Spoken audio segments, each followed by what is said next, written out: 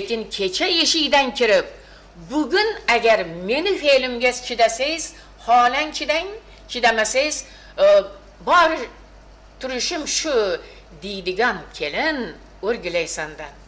O'rgilay. Seni faqat beshik tevratgani olib kelgani yo'q bu yerdagilar. Faqat bolaga zor bo'lib palonchini qizini olib kelaylik-ku, biz naslimizni ko'paytirib olaylik deb olib kelgani yo'q.